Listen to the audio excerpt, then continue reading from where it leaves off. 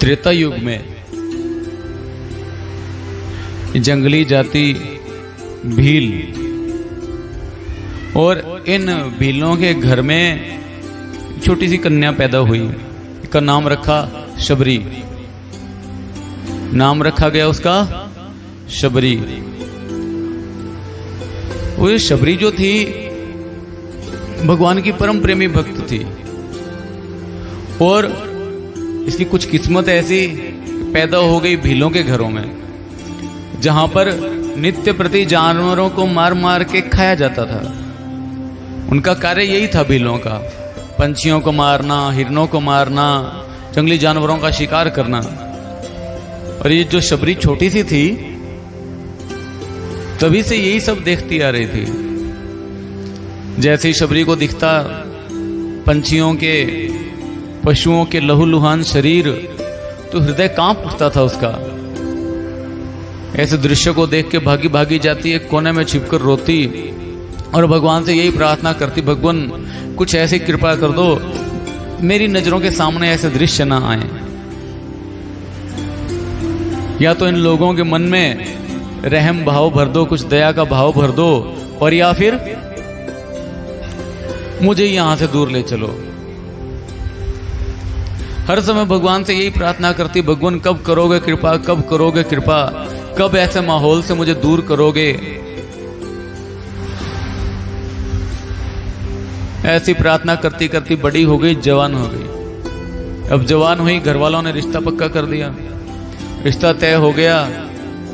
तो उसकी जो सहेलियां थी उसके पास आती, शबरी तेरा होने वाला पति तो बड़ा होनहार है, बहुत अच्छा है, तेरे को पता है एक तीर में 2 पंछियों का शिकार कर लेता है। कितना भी तेज हिरन भागता हो आंखों के सामने से एक बार निकल नहीं सकता, एक ही तीर मारता और वहीं खत्म। जैसे ही शबरी ये सब चीजें सुनती तो उसका हृदय कांप उठता। लोग तो तारीफ करते, अब भीलों के लिए तो अच्छी बात थी ये, उन लोगों के लिए तो अच्छी बात है कि हाँ भैया फटाफट एक तीर में शिकार हो जाए, एक तीर में 2 पंछी मर जाएं। लेकिन शबरी का दिल कांप उठता था कि ऐसा बेरहम, ऐसा निर्दयी मेरा पति होगा, ऐसा निर्दयी मेरा पति होगा जो इन बेजुबान और बेगुनाह जानवरों को मारकर अपना पुरुषार्थ साबित करने में लगा। देखो मेरा निशाना कितना बढ़िया है। शबरी रोती रही, रोती रही। दिन तो जैसे तैसे निकल गया। रात को अकेली बैठी भगवान से यही प्रार्थना कर रही है, भगवान मुझे शादी ब्याह नहीं करना ऐसी जगह पर, बस मुझ पर कृपा करो, कृपा करो। ऐसे सोचती रही, रोती रही, रोते रोते रात को 12 बज गए। और जब रात पूरी आधी रात बिल्कुल अंधेरा, तो शबरी ने निश्चय किया कि अगर मैं यहां रही तो नित्य प्रति ही इन जानवरों के वध को मुझे देखना भी पड़ेगा। मेरे सामने ये लहूलुहान पंछी, लहूलुहान जानवर तड़प तड़प के मरते रहेंगे, मुझे वो सब देखना भी पड़ेगा। माहौल ही ऐसा है, करे तो करे क्या। तो आधी रात को शबरी अपना घर छोड़ के भाग गई। अंधेरे में उसे सिर्फ इतनी चिंता, और साधारण इंसान तो आधी रात को घर से बाहर निकले तो उसे चिंता रहती है कि भूत प्रेत ना लग जाए पीछे, एक कहीं कोई चोर डाकू ना आ जाए। और शबरी को कोई चिंता नहीं, ना चोर की, ना डाकू की, ना भूत की, ना प्रेत की। और घने जंगल में जा रही है, ना किसी जानवर की चिंता है। चिंता है सिर्फ और सिर्फ इतनी कि कहीं माँ बाप पीछे ना आ जाए, मेरे को पकड़ के वापस ना ले जाएं। सिर्फ इतनी सी चिंता। भगवान से प्रार्थना करती जा रही है, भगवान और कुछ भी हो जाए, चाहे मुझे शेर खा जाए, चीता खा जाए, चाहे डाकुओं के हाथों मारी जाऊं, लेकिन वापस उस नरक में ना चली जाऊं। ऐसी सोचते सोचते शबरी चलती रही। पूरी रात निकल गई, अगला पूरा दिन निकल गया और अगली पूरी रात निकल गई। 2 दिन बाद शबरी पहुंची पंपासर। पंपासर तीर्थ है जहां ऋषियों का द्वारा बनाया हुआ एक बड़ा सुंदर तालाब है, जहां सब ऋषि मुनि स्नान करते हैं। उस पंपासर तीर्थ का जल बड़ा पवित्र है। पंपासर तीर्थ का जल बड़ा पवित्र है। अब शबरी ने देखा बहुत सारे ऋषि मुनि महात्मा जंगल के बीच में कुटिया बनी हैं बहुत सारी उनकी। शबरी ने सोचा यहीं पे आसपास रह लूं, कभी सत्संग सुनने को मिल जाए तो शबरी चुपके से एक दिन सत्संग सुन रही थी। महर्षि उत्तंग उस समय सत्संग कर रहे थे। वो कहते थे कि पवित्र जीवन ही भगवत प्राप्ति का साधन है। मनुष्य का जीवन पवित्र होना चाहिए, पवित्रता होनी चाहिए। पवित्रता उसके आहार में, भोजन में, पवित्रता उसके व्यवहार में। वस्त्र डाले वो भी पवित्र, मतलब अपवित्र चीज कोई हो ही ना। पूरे जीवन में पवित्रता है तो भगवान की प्राप्ति होगी, और अगर अपवित्रता है तो राक्षस स्वभाव स्वयं अपने आप ही उत्पन्न होने लग जाएगा। जैसा खाओ अन्न वैसा हो मन, तो साधारण सी बात है।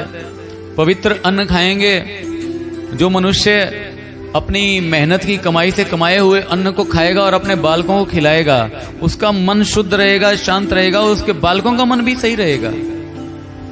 और आप लोग देखना, जो लोग ज्यादा ये चोरी और बेईमानी का पैसा कमाते हैं, उनके बच्चों के संस्कार हमेशा गलत ही पाते हैं। रिश्वतखोर पुलिस वाला हो, उसका बेटा क्या बनता है आप लोग देखना, चोर या डाकू ही होगा, चोर या डाकू ही होगा।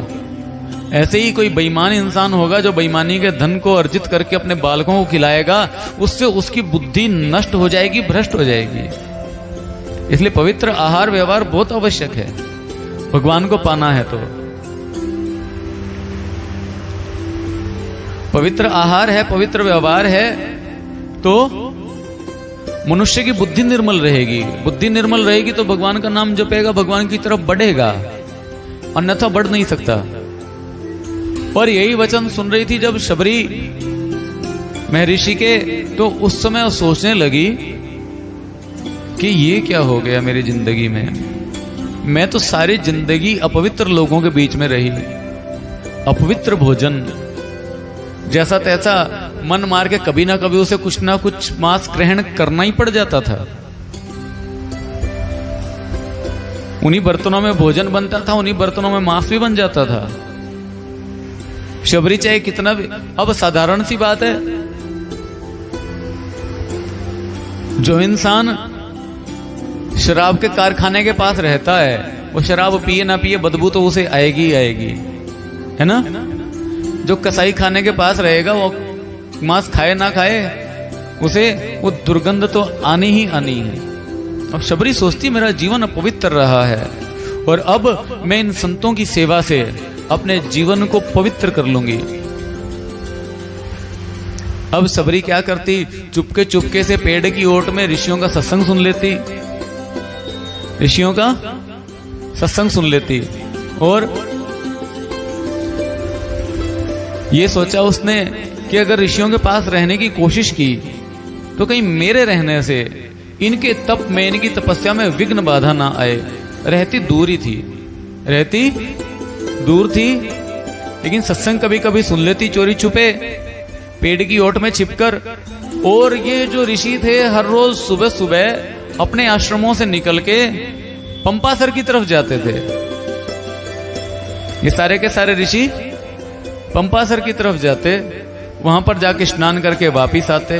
तो शबरी रात्रि का एक पहर रहते हुए ही, मतलब सुबह 2 बजे ही हो जाती शुरू, कि ऋषि मुनि 4 बजे उठ के आ जाएंगे स्नान करने के लिए, तो वो 2 बजे ही शुरू हो जाती। सारा रास्ता झाड़ बुहार देती, साफ कर देती, साफ करके उस पे जल छिड़क देती, साफ करके जल छिड़क देती, और उस पे खुशबूदार फूल बिछा देती। और उसके बाद सूखी लकड़ियां उनके गट्ठर बांधकर और ऋषियों के आश्रम के दरवाजे के सामने रख देती। ये ऋषियों को लकड़ियों के लिए जंगल में घूमना ना पड़े, और रास्ता ऐसा साफ कर देती कि एक भी कंकर किसी महात्मा के पैर में ना चुभ जाए, किसी महात्मा के पैर में ना चुभ जाए एक भी पत्थर। और सारे ऋषि सोचते कि भैया ये सेवा कौन करके जाता है हर रोज। जब भी हम सुबह जाते हैं बिल्कुल रास्ता साफ मिलता है। नित्य प्रति आश्रम के लिए जितनी लकड़ियां चाहिए वो लकड़ियां हमको मिल जाती हैं दरवाजे के ऊपर। ऋषि लोग यही सोचते। आखिर एक दिन मतंग ऋषि ने अपने शिष्यों से कहा, भैया पता करो है कौन ये। मतंग ऋषि ने कहा, पता करो ये है कौन, ये इतनी सेवा करने वाला मनुष्य। ये तो अपनी शक्ल भी नहीं दिखाता। देखो हम लोग तो थोड़ी सी सेवा करें तो कई लोग तो कोशिश करते हैं कि सेवा करें तो चलो महाराज जी के आगे ही झाड़ू लगाना शुरू कर दें। उस सेवा का क्या फायदा जो गुरु महाराज जी ने देखी नहीं, तो है ना। कई लोगों की सोच ये रहती है, कहता दूर तुम सेवा कर लो, महाराज जी के सामने झाड़ू मैं लगा दूं। इंसान की सोच ये रहती है कि मेरी मैं सेवा करूं तो लोगों को दिखे, मैं सेवा करूं तो लोगों को पता चले कि मैंने सेवा की है। लेकिन ये शबरी, इसको कोई फर्क ही नहीं पड़ता। मतंग ऋषि यही सोच रहे थे, ऐसा कौन है ये सेवादार। अपने शिष्यों को कहा, भैया रात में पहरा लगाओ, एक दिन रात के समय पहरा करो, पकड़ो इसे, कौन है ये चोर। शिष्य खड़े हो गए आश्रम के दरवाजे के पास छुपकर। जैसे ही शबरी ने लकड़ियों का गट्ठर रखा आश्रम के दरवाजे पर, ऋषि के शिष्य भागे भागे गए और जाकर पकड़ लिया शबरी को। शबरी को पकड़कर बोले, चल गुरु महाराज जी के पास, आज तुझे पता चलेगा। शबरी कांप गई, सोचा कहीं महाराज जी श्राप ना दे दे मुझे, क्रोध करेंगे, क्या पता मेरी सेवा की वजह से उनकी तपस्या में विघ्न पड़ता हो। ऐसा सोचकर शबरी डरती जा रही है, थर-थर कांपती जा रही है। मतंग मुनि के पास लेकर गए उनके शिष्य शबरी को, और शबरी को देखते ही मतंग मुनि कहने लगे, इसको छोड़ो पहले, ज्यादा कसके क्यों पकड़ा है, कोई अपराधी थोड़े ही है, ये तो भगवत भक्त है, भगवान की भक्त है। और ऐसी भक्त के ऊपर कोटि ब्राह्मणत्व न्यौछावर कर दिया जाए, कोटि ब्राह्मणत्व न्यौछावर कर दिया जाए तो भी कोई बड़ी बात नहीं, क्योंकि भगवान का ऐसा भक्त जो भगवान के भक्तों की सेवा निस्वार्थ भाव से, निष्काम भाव से करे, वो भगवान को अत्यंत प्रिय है, वो भगवान को अत्यंत प्रिय है। मतंग मुनि ने कहा, बेटा तुम एक काम करो, तुम्हें छुप छुप के सेवा करने की जरूरत नहीं है, ये मेरी कुटिया के पास ही तुम भी अपनी एक कुटिया बना लो और यहां पर रहकर आराम से सेवा करो महात्माओं की। तो दूसरे जो ब्राह्मण लोग थे वो बोलने लगे, ऋषिवर ये आप कैसी बात बोलते हो, यहां सबके सब नैष्ठिक ब्रह्मचारी ब्राह्मण हैं, नैष्ठिक ब्रह्मचर्य व्रतधारी ब्राह्मण हैं सबके सब, और आप इनके पास इस स्त्री को रखोगे, और वो भी शूद्र जाति की, नीच कुल में उत्पन्न हुई ये लड़की, इसकी सेवा से तो हमारा ब्राह्मणत्व तो नष्ट हो जाएगा, हम इसकी सेवा लेंगे तो इसे भगा दो यहां से, अन्यथा हम आपका आश्रम छोड़ के चले जाएंगे। मतंग मुनि ने कहा, भैया जिसने जाना है अपने अपने घर जा सकते हो, लेकिन जो भगवान की भक्त है, इसकी सेवा में कोई कामना नहीं है, कोई स्वार्थ नहीं है, उसको आश्रम में जगह अवश्य मिलेगी। शबरी के लिए एक छोटी सी कुटिया का निर्माण करवा दिया गया। कई लोगों ने जो जलते थे ऋषि से, जो शबरी से जलते थे, उन्होंने अपनी अपनी कुटिया दूर बना ली जाके, कि हम तो दूर रह लेंगे, यहाँ पर आसपास नहीं रहेंगे। आश्रम का माहौल अपवित्र हो गया, आश्रम का माहौल अपवित्र हो गया कि एक शूद्रा को सेवादार के तौर पर रख लिया महर्षि ने। अब ये तो लोगों की सोच है, ये लोगों की सोच है। शूद्र जाति की ये तो सेवा भी नहीं कर सकती, शूद्र जाति की है तो हम इसके हाथ का भोजन कैसे खाएंगे। पहली पहली भागवत कथा जब हमारी हुई तो कथा में जो आचार्य थे, जो पूजा पाठ करवाते थे, ब्राह्मण थे, अब वो क्या कहें कि महाराज जी मैं तो कभी शूद्र के घर का भोजन नहीं करता, पानी भी नहीं पीता, कभी कोई शूद्र हमें बुला ले पूजा पाठ के लिए, हम पूजा पाठ कर लेते हैं लेकिन वहां पर भोजन नहीं करते। मैंने कहा दक्षिणा तो ले ही लेता होगा, तो दक्षिणा भी तो उसी शूद्र की है, और भोजन भी उसी दक्षिणा से ही तो उसी पैसे से तो आता है। कोई फर्क है? पैसा ले लो या भोजन कर लो, क्या फर्क रह गया? लेकिन ये उसकी सोच, उसकी सोच। अब हमने कहा अगर मायावती तेरे को अपने घर बुला ले तो, है ना, उत्तर प्रदेश की जो मुख्यमंत्री थी पहले, मायावती जी, अगर वो तुम्हें घर बुला ले तो, मथुरा का ही ब्राह्मण था, उत्तर प्रदेश का ही, वहां तुम्हारी अगर मुख्यमंत्री तुम्हें घर बुला ले तो तुम क्या कहोगे? हम भोजन नहीं करेंगे। अरे तू खुद तो जाएगा, बीवी बच्चों को साथ में लेके जाएगा कि जितने ज्यादा बंदे जाएंगे उतनी ज्यादा दक्षिणा मिलेगी। बढ़िया से तुम भोजन भी करोगे, सब कुछ करोगे। वहां पर जाकर तुम अपने ब्राह्मणत्व को जुत्ती के नीचे फेंक दोगे। पैसे के आगे ब्राह्मणत्व नष्ट हो गया, खत्म हो जाता है, कोई फर्क नहीं पड़ता कि अब क्या फर्क। जब अमीर हो गया बंदा तो क्या फर्क पड़ गया? जिसके पास पैसा है वो शूद्र थोड़ी रह गया, उनकी सोच है। ऐसे एक भागवत कथाकार मिले, कहते महाराज जी हम तो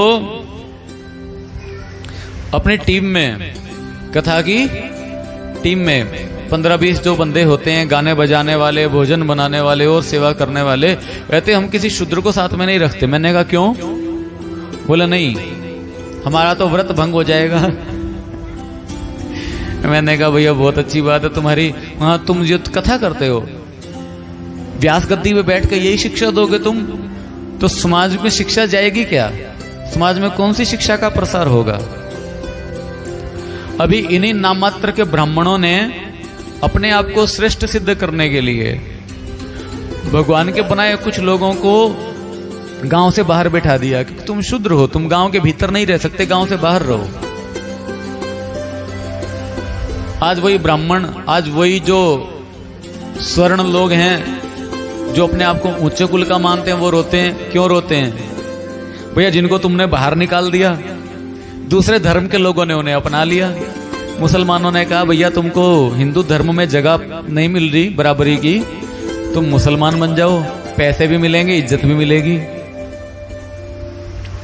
ईसाइयों ने भी उनको दे दिया लालच, भैया ईसाई बन जाओ, पैसे भी मिलेंगे, इज्जत भी मिलेगी बराबर की। कोई ईसाई बने, कोई मुसलमान।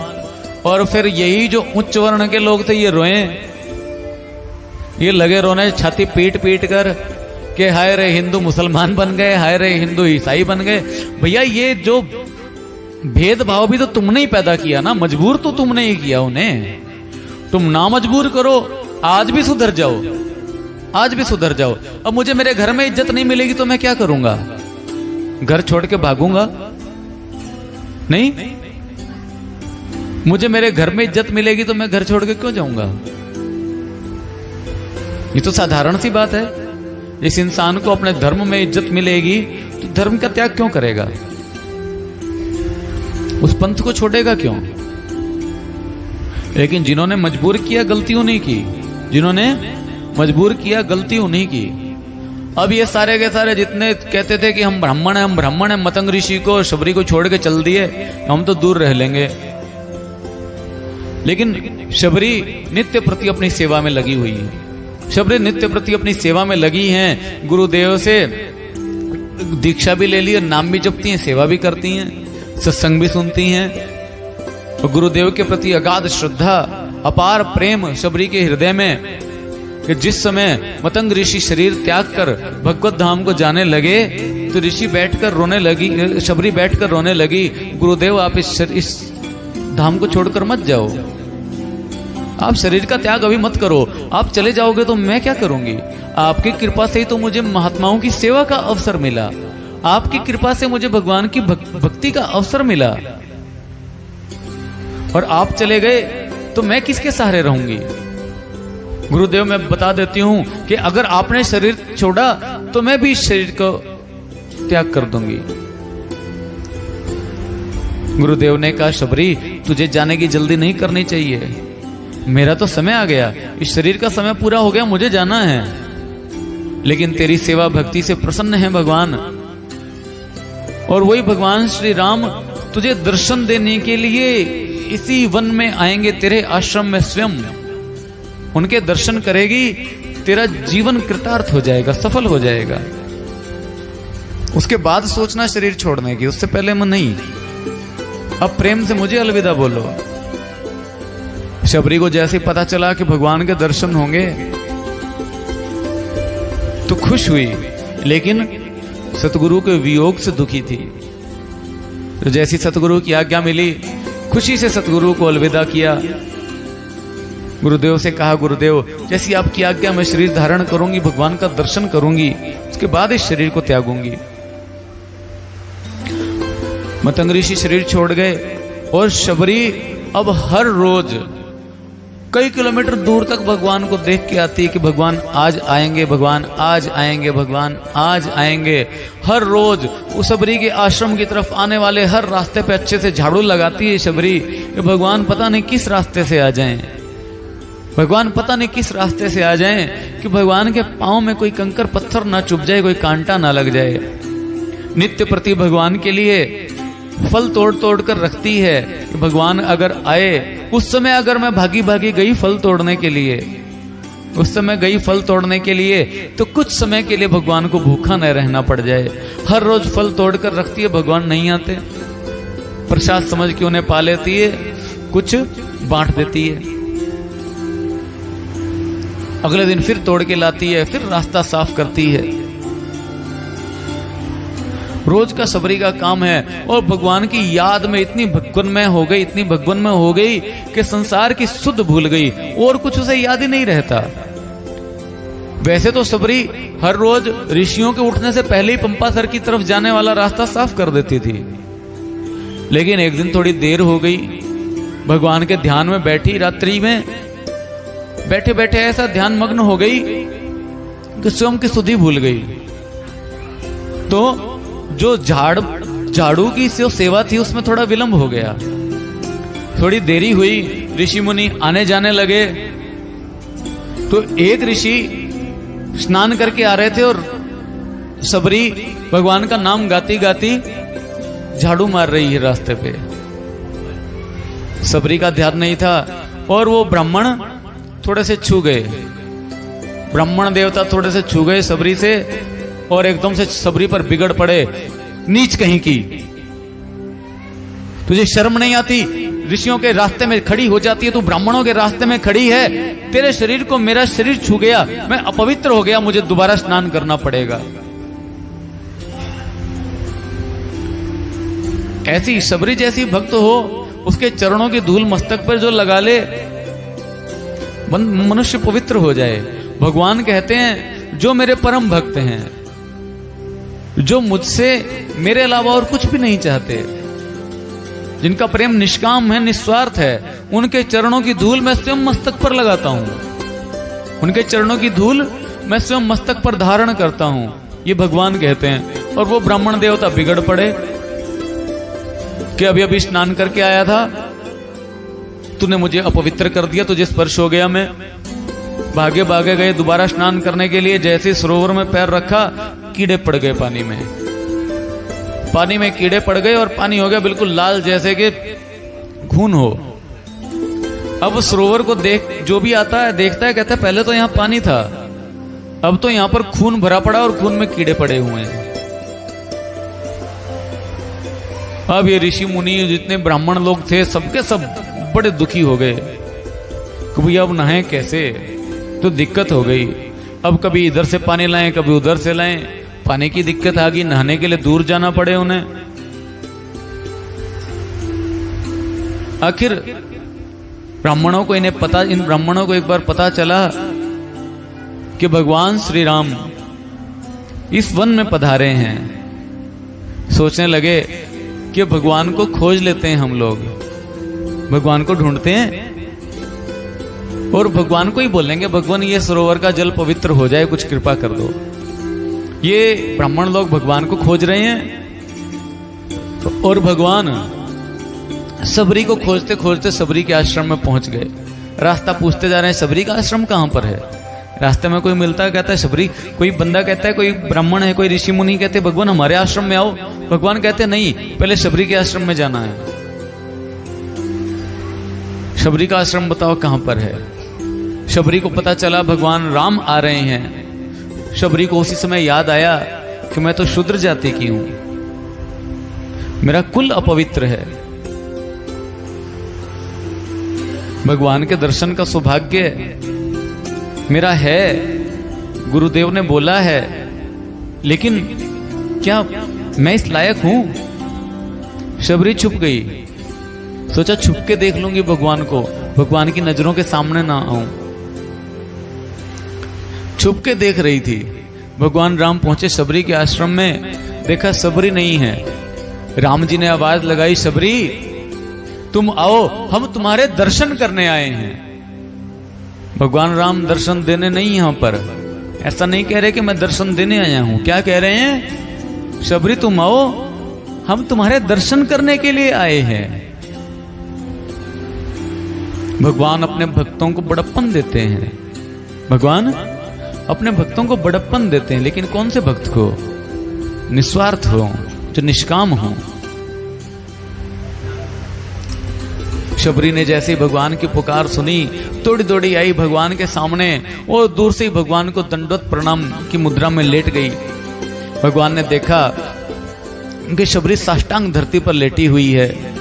भगवान गए भागे भागे, शबरी को उठाया और शबरी ने भगवान को देखा, हाथ जोड़कर भगवान के सामने बैठी शबरी। मुंह से कोई वाणी नहीं निकल रही, बस आंखों से आंसू निकलते जा रहे हैं। कुछ बोल नहीं पा रही। भगवान को बोलूं तो बोलूं क्या? थोड़ी देर बाद जब सुधी आई शबरी को, भगवान पता नहीं कहां से आए हैं, थके हारे हैं, पैदल पैदल आ रहे हैं अपने भाई के साथ। मैंने तो पानी भी नहीं पूछा भगवान को। उसके बाद शबरी ने भगवान के चरण धुलाए, भगवान को पीने के लिए पानी दिया, भगवान को आसन पर बैठाया और भगवान के भोजन के लिए जो शबरी नित्य प्रति फल तोड़कर लाती थी, बेर लेकर आई शबरी, भगवान को देने लगी। सोचने लगी कहीं खट्टा ना हो, कहीं पर ये बेर खट्टा ना हो। अब बेर खट्टा है या मीठा है, इसको चेक करने के लिए क्या करे बंदा? मशीन तो कोई आती नहीं, और उस समय तो बिल्कुल भी नहीं थी। होंगी तो जंगल में तो बिल्कुल हो ही नहीं सकती। तो चेक करने के लिए तो एक ही तरीका है, थोड़ा सा चख के देख लो। शबरी इस बात को भूल गई कि मेरे चखने से बेर झूठा हो सकता है। शबरी को सिर्फ ये बात याद है कि भगवान को मैं खट्टा फल ना खिला दूं। शबरी थोड़ा सा चखती, देखती मीठा है और भगवान को अर्पित करती। भगवान ने एक बार भी नहीं बोला शबरी ये झूठे बेर क्यों देती हो। भगवान लेते उस बेर को और खाने लग जाते। और उन बेरों में भगवान को ऐसा आनंद आ रहा था, ऐसा आनंद आ रहा था जैसे माता कौशल्या अपने हाथों से भगवान को भोजन करवा रही हो। भगवान एक एक फल लेते हैं, खाते जाते हैं, एक एक फल लेते हैं, खाते जाते हैं। लक्ष्मण को भी दिए भगवान राम ने फल। लक्ष्मण जी ने देखा झूठे हैं, लक्ष्मण ने फेंक दिए। राम जी कहते क्यों फेंक दिए? लक्ष्मण जी बोले भगवान ये झूठे दे रही है फल हमें। भगवान कहते बेटा ध्यान से देख, ये झूठे नहीं दे रही, ये तुझे मीठे फल दे रही है। खट्टा तो दूर फेंक देती है। इतनी तो सुधी नहीं है, इतनी शुद्ध ही नहीं है शबरी को कि मेरे चखने से फल झूठा हो जाएगा। वो प्रेम कि भगवान की सेवा के अलावा और कुछ दिखाई नहीं देता, भगवान की सेवा के अलावा और कुछ दिखाई नहीं दे रहा, और कुछ शुद्ध रह ही नहीं गई। ऐसा प्रेम शबरी के हृदय में। इसीलिए भगवान राम सारों को, सब ऋषि मुनियों को, ब्राह्मणों को छोड़कर शबरी के आश्रम में गए। अब जितने ऋषि मुनि और जितने ब्राह्मण लोग जिन्होंने मतंग ऋषि का बहिष्कार किया था, शबरी का बहिष्कार किया था, सबको जब पता चला कि भगवान राम तो शबरी के आश्रम में चले गए, सबने सोचा भगवान आए हैं, वहीं बैठे हैं, कहीं वहां से सीधा आगे ना निकल जाएं।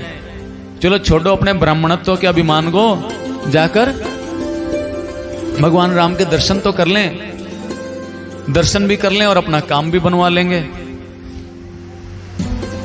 देखो उन्होंने दर्शन भी किए तो भी कामना से, कि हमारा सरोवर का जल साफ हो जाए, हमारे सरोवर का जल साफ हो जाए, भगवान राम आए हैं तो कुछ काम करवा लें भगवान से।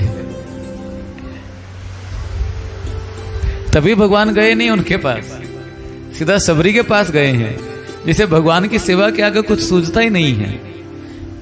और वैसे जिस ब्राह्मण की वजह से वो सरोवर का जल अपवित्र हो गया था, वो जाके दूसरों को क्या कहता है कि देखो जी आज क्या हुआ, इस सबरी ने मुझे छू लिया, मैंने उसके बाद जैसे ही सरोवर में प्रवेश किया जल में कीड़े पड़ गए। ये सबरी इतनी अपवित्र है, ये सबरी इतनी अपवित्र है, इसकी वजह से जल में कीड़े पड़ गए। अपना कुकर्म नहीं देख रहा बंदा, अपना कर्म नहीं देख रहा, सिर्फ यही देख रहा है कि सबरी अपवित्र है। कई लोग कहते हैं कि भगवान किसी को सजा देते हैं, सजा मनुष्य को मिलती है, दंड मिलता है, तो भी वो सुधरता क्यों नहीं, तो भी वो सुधरता क्यों नहीं। ऐसे ही लोग होते हैं वो जो दोष दूसरे पे मढ़ देते हैं। किसी के 1000 रुपए बेईमानी से तुमने ठग लिए है ना, किसी के 1000 रुपए ठग लिए, भगवान ने तुम्हें शिक्षा देने के लिए तुम्हारा 2000 का खर्चा करवा दिया। एक बंदा जो भगवान का भक्त होगा वो तो सोचेगा मुझसे गलती हो गई, मुझसे गलती हो गई कि अगर मैं ठगी नहीं करता तो ये 2000 रुपए मेरे नहीं लगते। 2000 रुपए लगे भी कहां पर, किसी तकलीफ में, कोई दुख तकलीफ में, कोई बीमारी में, ना बीमारी आती, ना दुख होता, ना तकलीफ होता, ना ये पैसे ही लगते इतने ज्यादा। जो भगवान का भक्त होगा वो तो ये सोचेगा, और जो भक्त नहीं है उसकी सोच क्या रहेगी, भाई बीमार तो मैंने होना ही था, 2000 रुपए तो डॉक्टर को देने ही थे, अच्छा हुआ 1000 रुपए मैं उससे ठग लाया तो काम आ गए वो 1000 रुपए, नहीं तो 2 के 2 मेरी जेब से ही जाते। दोनों की सोच में फर्क है, दोनों की सोच में फर्क है, और फर्क छोटा मोटा नहीं है, बहुत बड़ा फर्क है। एक तो सोच रहा है क्या, अच्छा हुआ ठग लाया, नहीं तो 2000 मेरी जेब से जाते, और एक सोचता है उसका तो चाहे गलती से भी सिर में दर्द हो गया, किसी ने थोड़ा सा अपराध किया और वैसे ही सिर में दर्द हो गया, तो भी मनुष्य वो सोचेगा, भगवान का जो भक्त होगा वो यही सोचेगा कि मेरे कुकर्मों की सजा मुझे मिल रही है, मुझे ऐसा कर्म आगे से नहीं करना चाहिए। और जो ठग है, बेईमान है, वो सोचेगा मेरी बीमारी पे जो 2000 लगे, 1000 तो मैं उससे ठग लाया था, अब 2000 और ठगूं तो फिर 1000 की बचत होगी मुझे। ऐसा है कि नहीं, भरे पड़े ऐसे लोग दुनिया में। अब उस ब्राह्मण ने जाकर भी यही बात बताई सबको, भैया सबरी की वजह से जल अपवित्र हो गया। अब ये सारे के सारे ब्राह्मण ऋषि मुनि सबके सब भगवान राम के पास आए, राम जी को प्रणाम किया। जैसे ही शबरी के आश्रम में प्रवेश किया, अपने ब्राह्मणत्व को तो बाहर ही रख दिया उन्होंने, ब्राह्मणत्व का अभिमान छोड़कर तो भीतर आए। नहीं तो शबरी के आश्रम में प्रवेश करें तो करें कैसे, वो तो ये सोचते थे हम ब्राह्मण है, ये नीच कुल की नारी है, हम इसके घर में, इसे के आश्रम में क्यों जाएं भला, वो तो उसकी सेवा तक नहीं लेना चाहते।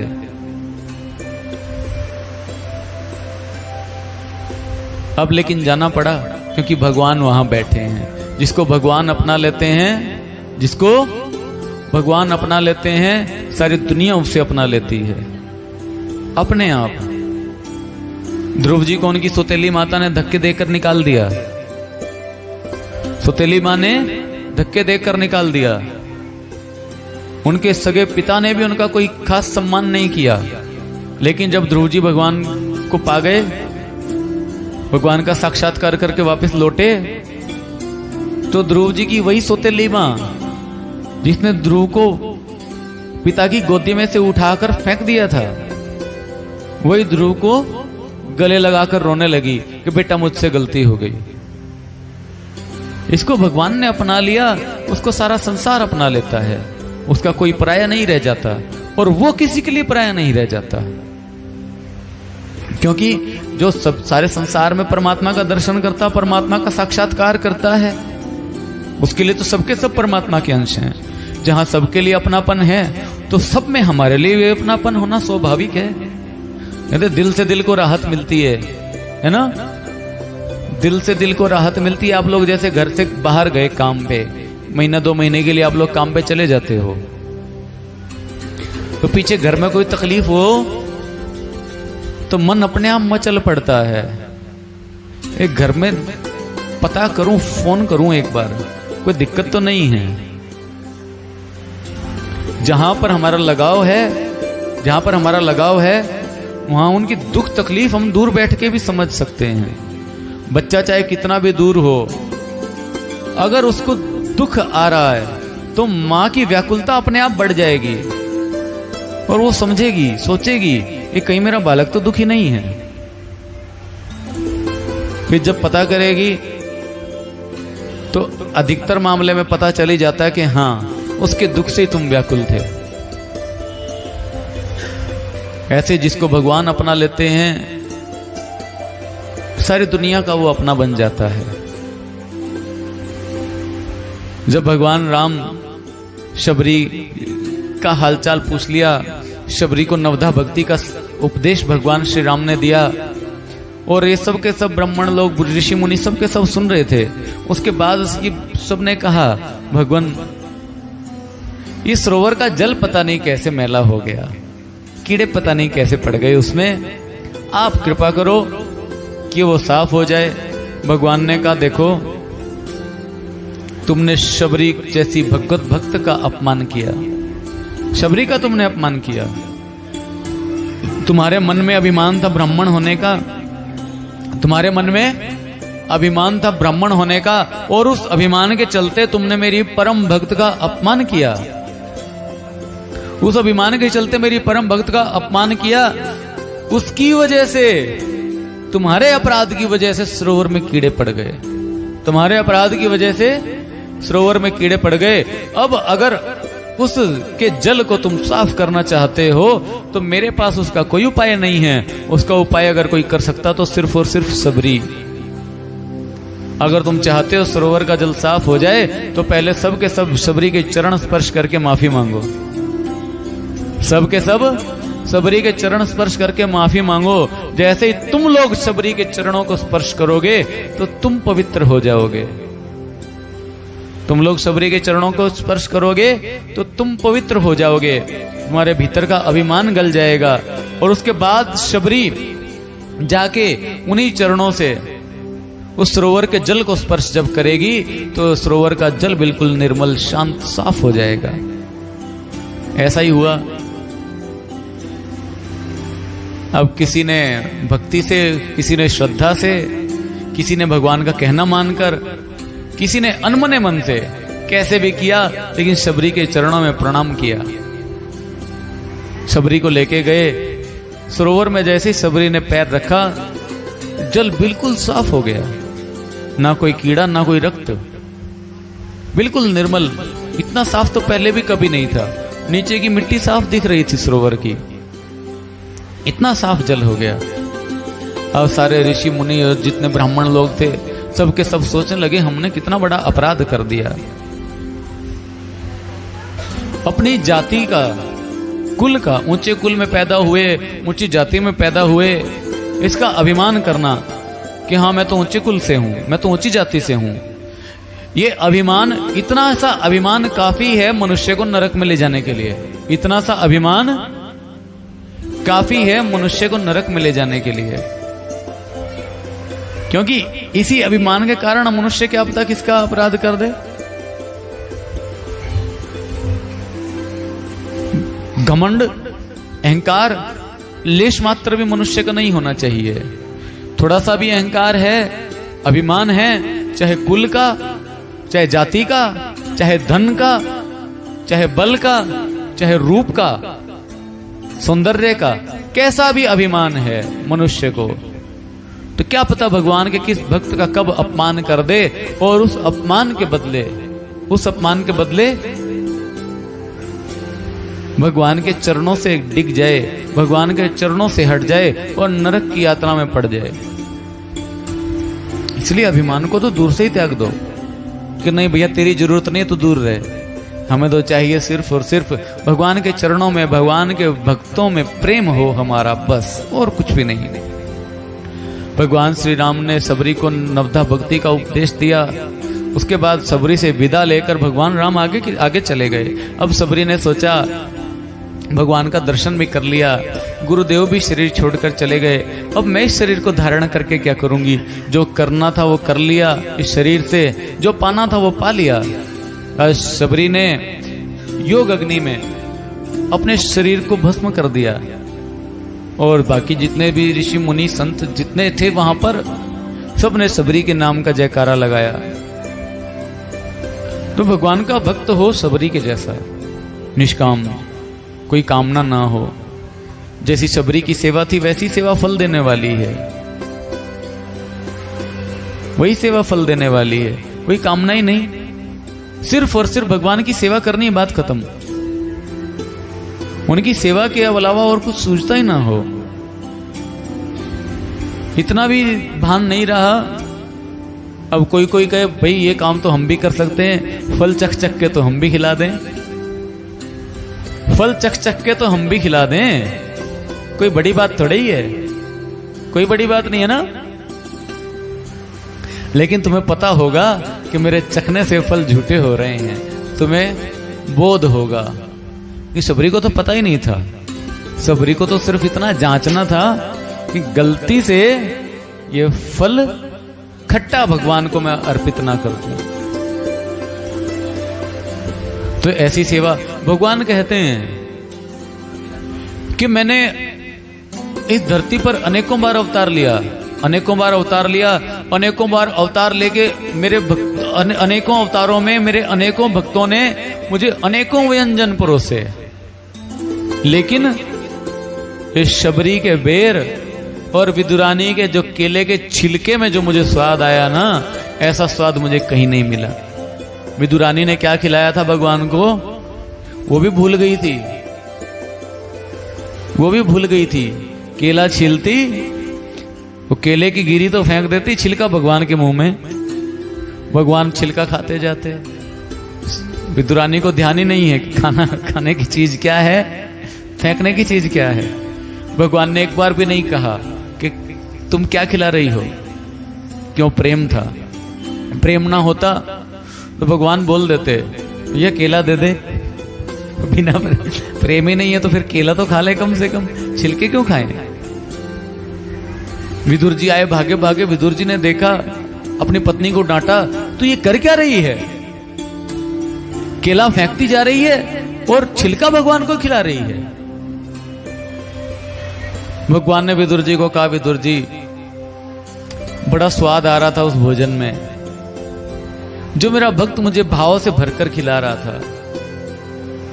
आप जो मेरे लिए इतना सारा लेके आए ना बाजार से खरीद कर, उसमें मजा नहीं आ रहा। जो विदुरानी के केले के छिलके में स्वाद था ना, दूसरे भोजन में नहीं है। जो भगवान को भाव से भरकर जो भोजन करवाया जाता है, भगवान भाव से भरकर उसे ग्रहण करते हैं, भगवान भाव से भरकर उसे ग्रहण करते हैं। क्योंकि भगवान को भोजन की आवश्यकता नहीं, भगवान को भोजन की आवश्यकता नहीं है। भगवान लेते क्या हैं? हमसे सिर्फ और सिर्फ हमारी श्रद्धा, हमारा भाव भगवान ग्रहण करते हैं। भोजन की आवश्यकता तो मनुष्य को, पानी की आवश्यकता तो मनुष्य को, पेट भरने की आवश्यकता तो हम जैसे साधारण प्राणियों को है, भगवान को थोड़े ही है। भगवान तो सिर्फ और सिर्फ अपने भक्तों के भाव को ग्रहण करते हैं। इसीलिए हमारा भाव शुद्ध होना चाहिए, भाव पवित्र होना चाहिए, तभी भगवान की प्राप्ति होगी, अन्यथा नहीं। बोले श्री सतगुरुदेव महाराज की, श्री राधा कृष्ण भगवान की जय। जय श्री राधे, जय जय श्री राधे, जय जय श्री राधे।